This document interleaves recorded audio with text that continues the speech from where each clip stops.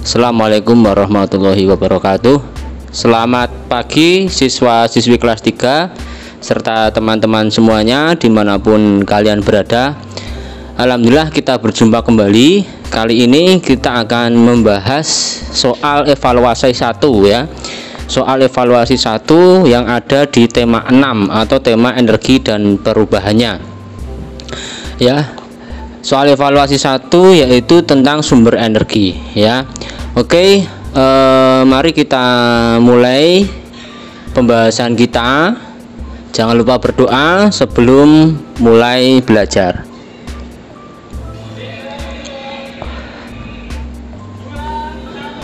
Oke, untuk soal yang pertama tentang PPKN ya.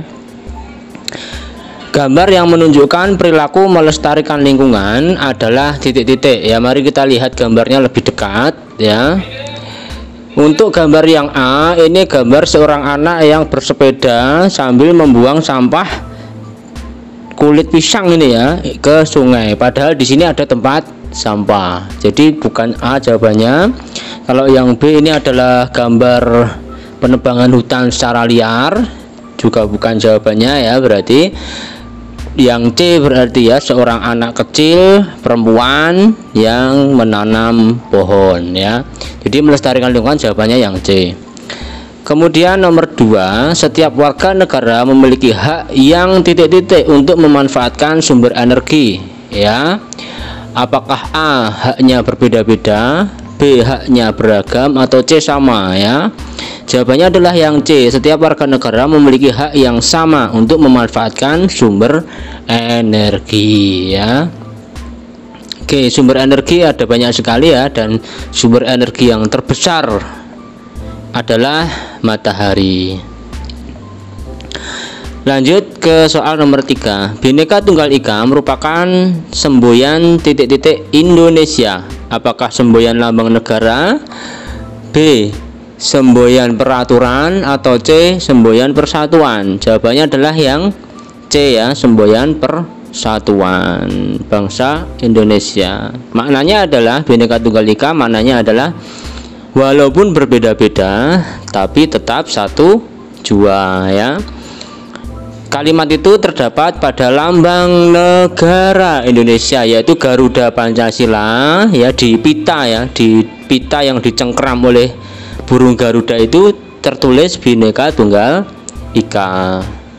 Lanjut ke nomor 4. Salah satu kewajiban dalam pemanfaatan sumber energi adalah titik-titik.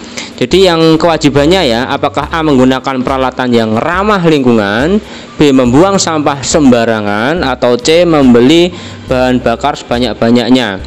Tentu jawabannya yang A ya, menggunakan peralatan yang ramah lingkungan, tidak menimbulkan polusi atau pencemaran. Jadi jawabannya untuk yang nomor 4 adalah A ya.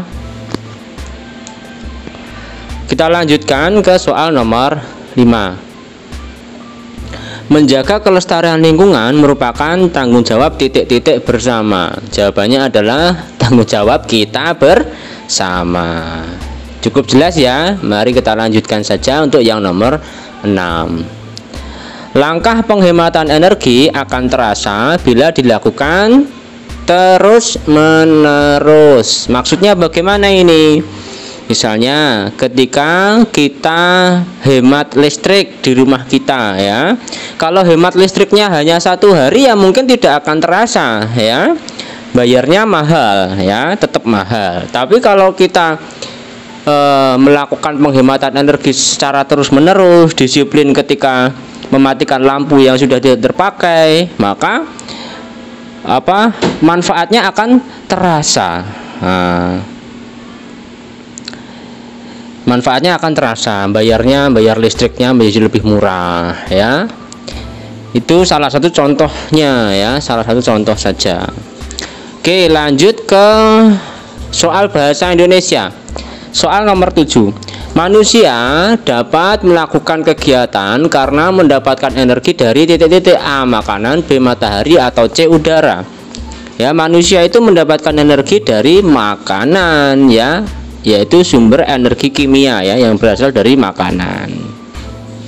Makanan itu dicerna ya, dimakan oleh manusia, dicerna dan diproses dalam tubuh ya, sehingga menghasilkan kalori ya atau tenaga. Nah, itu sehingga kita bisa melakukan aktivitas ya. Kemarin kita sudah bahas ya ketika Zoom meeting ya. Oke, lanjut ke soal nomor 8. Aliran air dan angin merupakan sumber energi titik-titik. Apakah sumber energi panas, B kimia, atau C energi gerak? Jawabannya adalah energi gerak ya, atau energi kinetik ya. Air kan tidak panas ya, juga bukan kimia ya. Aliran air dan angin merupakan sumber energi gerak. Contohnya bagaimana? Ya, untuk menggerakkan kincir ya. Kalau aliran air berarti menggerakkan kincir air. Kalau angin itu menggerakkan kincir angin ya. Untuk menghasilkan listrik ya, memutar generator ya, itu menghasilkan listrik. Oke, selanjutnya ke soal nomor berapa? Nomor 9. Yang bukan kegunaan langsung energi panas matahari adalah titik-titik. Apakah A membuat garam, B membuat ikan asin, atau C memberi tenaga pada manusia? Ini yang bukan kegunaan langsung ya, itu adalah yang C, memberi tenaga pada manusia ya. Kalau yang A itu energi panas matahari yang memang digunakan secara langsung ya, untuk membuat garam ya, itu juga untuk membuat ikan asin. Tapi kalau memberi tenaga pada manusia itu tidak secara langsung ya, tidak secara langsung. Memang benar bahwa sinar matahari itu bisa menguatkan ya, mengandung vitamin D ya, bisa menguatkan tulang-tulang kita, tetapi tidak secara langsung ya. Yang memberi tenaga pada manusia secara langsung adalah makanan, seperti yang kita bahas pada nomor 7 tadi ya. Matahari itu, panas matahari itu memberikan manfaat pada manusia itu tidak secara langsung. Lanjut ke soal nomor 10. Baterai mengandung energi titik-titik. Apakah A kinetik, B panas, atau C kimia? Baterai itu mengandung energi kimia. Baru ketika dimasukkan ke dalam senter, nah itu kemudian berubah menjadi energi cahaya ya, dimasukkan ke dalam mobil-mobilan ya, menjadi energi gerak. Nah, tapi kalau baterai itu sendiri mengandung energi kimia ya. Cukup paham ya anak-anak ya.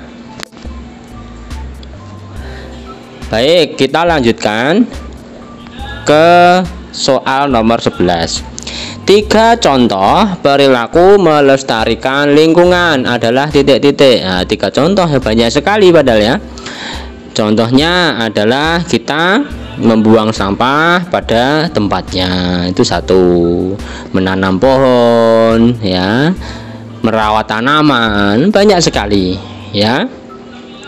Kita menghemat bahan bakar minyak itu juga melestarikan lingkungan ya, banyak sekali contohnya. Tidak saya tulis di sini ya, karena ini tempatnya terlalu sempit ya, terlalu kecil ya. Silahkan kalian tuliskan jawaban di buku masing-masing ya. Oke, lanjut ke soal nomor 12. Energi cahaya matahari dimanfaatkan tumbuhan untuk membuat makanan melalui proses fotosintesis ya. Kita sambil mengingat kembali pelajaran kita di semester 1 ya. Itu proses fotosintesis itu adalah proses tumbuhan membuat makanan dengan bantuan cahaya matahari itu ya. Lanjut ke soal nomor 13, soal matematika ya. Lama waktu yang paling singkat adalah titik-titik. Apakah A 150 detik, B 1 menit, atau C 1 jam? Nah, jawabannya tentu yang 1 menit ya. 1 menit itu artinya adalah 60 detik ya. Kita samakan satuannya dengan jawaban yang A 150 detik itu kira-kira ya 2,5 menit ya. Ya 2 menit itu kan 120, setengah menit itu 30 detik ya. Jadi jawaban yang A itu 2,5 menit ya. Kalau 1 menitnya itu 60 detik ya. 60 detik tentu lebih singkat daripada 150 detik. Oke, lanjut ke soal nomor 14. Soal nomor 14 kita baca bersama-sama. Bila 1 tahun sama dengan 12 bulan, maka 3 tahun sama dengan, ya tinggal kita kalikan saja 12 kali 3, hasilnya adalah 36 bulan ya. Kalau A 18 bulan itu 1,5 tahun ya. Kalau 24 bulan itu 2 tahun. Yang 3 tahun itu adalah jawaban yang B 36 bulan. Caranya adalah tadi ya 12 dikalikan 3. Lanjut ke soal nomor 15. Pukul 23.00 adalah sama dengan titik-titik. Apakah A jam 11 siang, B jam 3 sore, atau C jam 11 malam? Ya, jawabannya cukup jelas ya, yang C jam 11 malam. Jam 11 siang ya artinya ya jam 11.00 ya. Kalau jam 3 sore itu bisa kita tulis dengan jam 15.00 ya. Dan seterusnya ya. Kalau jam 4 berarti jam 16.00, jam 5 ya jam 17.00, jam 6 18.00 dan seterusnya. Kalau jam 12 malam itu ditulis jam 00.00 ya. Oke. Lanjut ke nomor 16. Rentang waktu yang menunjukkan lama waktu 3 jam adalah titik-titik. Apakah A jam 7.00 sampai jam 12.00, atau B 11.00 sampai jam 15.00, atau yang C 21.00 sampai jam 24.00? Jawabannya adalah, kita ingat kembali ya video yang kemarin. Jadi rentang waktu itu dihitung dengan cara mengurangi waktu selesai ya, waktu akhir dikurangi dengan waktu mulainya ya. Kalau jam 7 sampai jam 12 kita tinggal kurangkan 12 dikurangi 7 berapa? 5. Jadi yang A itu rentang waktunya 5 jam. Kalau yang B 15 dikurangi 11 itu 4 ya. Jadi rentang waktu yang B ini 4 jam ya. A dan B bukan jawabannya ya, karena yang diminta adalah rentang waktu 3 jam. Yang C itu 21 sampai jam 24 ya, jam 24 atau jam 00 tadi ya. Oke, 24 dikurangi 21 ya. 24 dikurangi 21 itu sama dengan 3 jam. Jadi jawabannya adalah yang C. Oke, cukup jelas ya anak-anak kelas 3 ya, dan teman-teman semuanya. Lanjut ke nomor 17. Lama perjalanan dari kota A ke kota B adalah 2 jam. Pesawat terbang berangkat dari kota A pada pukul 19.00. Nah, ini 19.00 ini jam 7 malam ya. Pada pukul berapakah pesawat tiba di tujuan? Nah, ini kalau yang dicari waktu akhir ya, caranya adalah kita tambahkan ya waktu mulainya atau waktu berangkatnya, kita tambahkan dengan waktu rentang waktu perjalanannya ya. 19 ditambah 2 jam ya, 2 jam 0 menit ya, berarti 00 ditambah 00 itu ya tetap 00. 19 ditambah 2 itu 21. Jadi pesawat tiba di tujuan pada pukul 21.00 atau jam 9 malam ya. Caranya itu ya, waktu mulainya ditambah dengan rentang waktu perjalanannya ya. 19.00 ditambahkan dengan 2 jam 0 menit ya, hasilnya adalah 21.00. Cukup jelas ya teman-teman semuanya ya. Sekarang kita lanjutkan ke nomor 18. gambarkan rentang waktu pukul 21.00 hingga 02.00. Nah, berapa lama waktu antara rentang waktu tersebut? Ya, kita gambarkan 21 itu ya artinya adalah jam 9 malam ya. Jadi kita gambar jarum pendek di angka menunjuk ke angka 9, jarum panjangnya menunjuk tepat pada angka 12 ya. Oke, selanjutnya jam 02.00 itu berarti jarum pendeknya itu kita arahkan atau kita menuju pada angka 2 tepat ya, dan jarum panjangnya tepat menunjuk pada angka 12. Nah, rentang waktunya tinggal kita hitung saja dari jam 9 sampai jam 2. 9 ke 10 1 jam, 10 ke 11 2 jam, 11 ke 12 3 jam, 12 ke 1 itu 4 jam, dan 1 ke 2 itu 5 jam ya. Oke, berarti rentang lama waktu antara rentang tersebut adalah 5 jam gitu ya teman-teman ya. Kalau dikurangkan antara waktu selesai kita kurangi dengan waktu awalnya 02.00 dikurangi dengan 21.00 itu kurang tepat ya, karena kita harus mengubah dulu ya. Jadi kita ubah itu duanya ini kita ubah, kalau ini dilangsung ya berarti 21, 22, 23, 24, 25, 26 ya, 26 ya, 26 dikurangi 21 itu 5 jam. Tapi kan satu hari itu kan 24 jam. Jadi caranya ya kita tinggal loncati itu seperti itu tadi ya. Sebenarnya sama hasilnya, 26 dikurangi 21 itu sama dengan 5 jam. Gitu ya teman-teman ya. Cukup bisa dimengerti ya. Sekarang kita lanjutkan ke soal SBDP ya. Untuk soal PJOK seperti biasa biar dibahas oleh guru mapel PJOK. Lanjut ke soal nomor 25. Lagu Bungaku memiliki tempo lagu titik-titik. Apakah A cepat, B sedang, atau C lambat ya. Lagu Bungaku di buku kalian itu ada di halaman 10 ya. Tuh temponya adalah temponya sedang ya. Kemudian yang nomor 26, pencipta lagu Bungaku adalah apakah Ibu Sud atau C Simanjuntak, atau yang C W.R. Supratman. C Simanjuntak itu Pak Kornel Simanjuntak ya. Oke, jawabannya adalah yang B, C Simanjuntak. Lanjut ke nomor 27, lagu Bungaku menggambarkan tentang titik-titik. Apakah A keindahan alam, B kasih sayang, C harapan.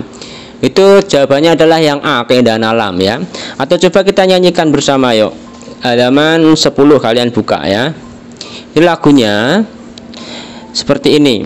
Waktu menyingsing fajar, pagi sunyi senyap, matahari bersinar mengganti malam gelap, nampak sekuntum bunga di muka rumahku, kepala Mas Juwita daunnya beledu. Nah, dari lirik lagu Bungaku itu ya menggambarkan, kita tahu bahwa lagu tersebut menggambarkan tentang keindahan alam ya. Dan ini waktu menyingsing fajar ya, melihat bunga-bunga ketika pagi hari. Nah, ini jawabannya adalah yang A, keindahan alam ya. Lanjut ke nomor 28. Alat musik yang digunakan untuk pengiring lagu membuang sampah adalah titik-titik. Apakah A alat musik melodis, B alat musik ritmis, atau C alat musik tiup ya. Oke, sebelumnya mari kita buka terlebih dahulu lagu membuang sampah itu pada halaman 20 ya. Nah, pada halaman 20 ada lagu membuang sampah ya, ciptaan Pak Ate Mahmud.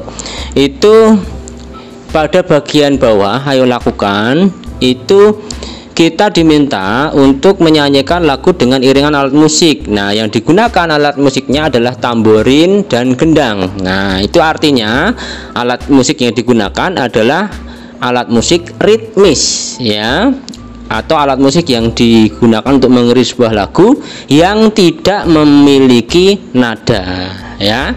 Kalau alat musik melodis itu alat musik yang memiliki nada, misalnya adalah seruling, pianika, ya, piano, biola, itu semuanya memiliki nada do, re, mi, fa, sol, la, si, do itu loh, ya. Nah, kalau alat musik ritmis itu tidak memiliki nada. Nah, jadi untuk yang nomor 28, alat musik yang digunakan untuk pengiring lagu membuang sampah adalah alat musik ritmis atau alat musik yang tidak memiliki nada. Oke ya, cukup jelas ya teman-teman semuanya, serta siswa-siswiku kelas 3 ya. Oke, lanjut ke nomor 29. Pencipta lagu membuang sampah adalah, nah, tadi sudah disebutkan, yaitu Pak Ate Mahmud. Selanjutnya yang nomor 30 atau terakhir ya pada evaluasi 1 ini, jelaskan makna lagu membuang sampah. Nah, ini dari judulnya itu sebenarnya sudah kelihatan ya bahwa lagu membuang sampah ini maknanya adalah supaya kita membuang sampah di tempat sampah, supaya kita menjaga kebersihan ya, membersihkan sampah di halaman ya. Itu intinya adalah kita menjaga kebersihan dan membuang sampah pada tempatnya. Oke, begitu ya siswa-siswiku kelas 3 yang saya sayangi, saya banggakan, serta teman-teman semuanya yang menonton channel rifanfajrin.com ya. Terima kasih. Demikianlah pembahasan soal evaluasi 1 atau soal evaluasi tema 6 subtema 1 energi dan perubahannya tentang sumber energi. Mudah-mudahan bermanfaat ya, mudah-mudahan bermanfaat, dan kita insya Allah akan masih berjumpa kembali pada video-video berikutnya ya. Saya undur diri terlebih dahulu. Jangan lupa untuk berdoa sebelum setelah belajar ya. Jangan lupa berdoa sebelum dan sudah belajar. Mudah-mudahan ilmu yang kita dapatkan bisa bermanfaat bagi kehidupan kita pada masa sekarang dan masa yang akan datang ya. Terima kasih. Assalamualaikum warahmatullahi wabarakatuh.